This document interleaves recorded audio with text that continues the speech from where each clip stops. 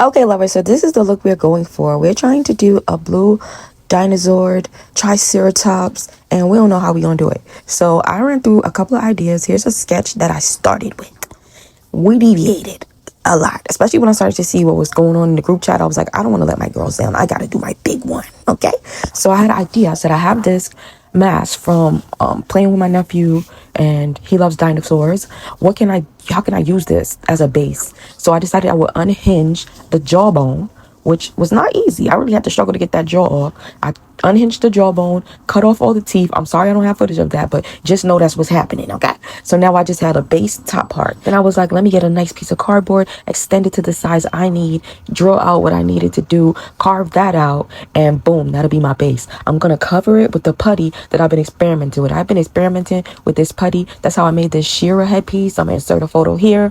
I could have did better, but I didn't know what I knew then, what I know now, what I didn't know then. What I didn't know is that it has to dry completely, but since I always do stuff kind of last minute, wing it, don't really read instructions, kind of feel it out, I tend to learn things the hard way. So I went in and I let it dry completely. Like I let it dry for days, mostly because I was waiting for the next step. The next step was going to be to sand it down, but I totally missed that.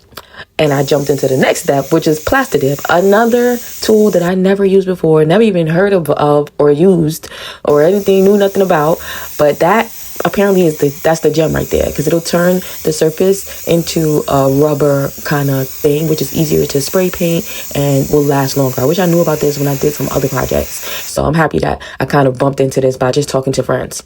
So that's another thing that you want to let dry completely, which, I mean, I had a lot of other projects going on. I was traveling, I was doing conventions, so I gave this plenty of time to dry. Could I let it dry some more? Sure. But moving on, I went ahead and I made a pattern of how I wanted this fabric to lay, because originally I was gonna sand it down and spray paint it, but I didn't sand it down, so it was a little lumpy, a little bumpy, and I didn't have spray paint, so I had to use the fabric that I had. But since I know this fabric and I work with it a lot, I knew it would adhere well with double-sided fabric tape. I linked all these ingredients in the description, because let me tell you, this is a must-have. I don't care if you do cosplay or whatever you do, just have this because you need it, okay? So I knew that I could lay this down in my mind, because I kind of mapped it out in my mind. I could lay this on top of the mask that I had made, which the shape, by the way, was giving me the ick, because it wasn't giving me everything I needed to give, but I'm like, it's gonna get the job done. I only got 2 days left. Here we are. So I knew that if I cut it a certain way, then I would only have to utilize one seam.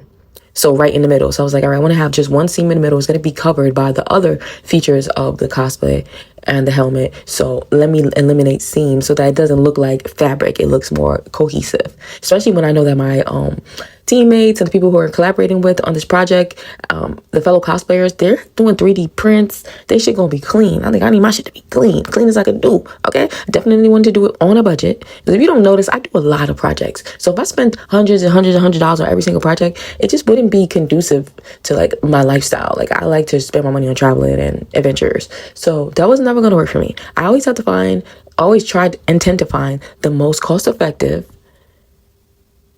fast and simplest execution. That's my jam. That's my method. Okay. If it's not that, then of course I'm gonna go dig in the bag, dig in, and I'll do whatever I can within my capabilities and, you know, utilizing the resources that I have. But that's my first go-to objective every time. So if you're looking for that type of content where you can just get it done without breaking the bank and have more money to do more things, then I'm your girl. Okay. Ultimately, I like the way it came out. Is it exactly what I wanted it to be? No, but is it better than I thought it could do in the time that I had? Absolutely. By the time I started laying down the foundation of the mask, I had like 12 hours left before my ride came to pick me up and take me to the event.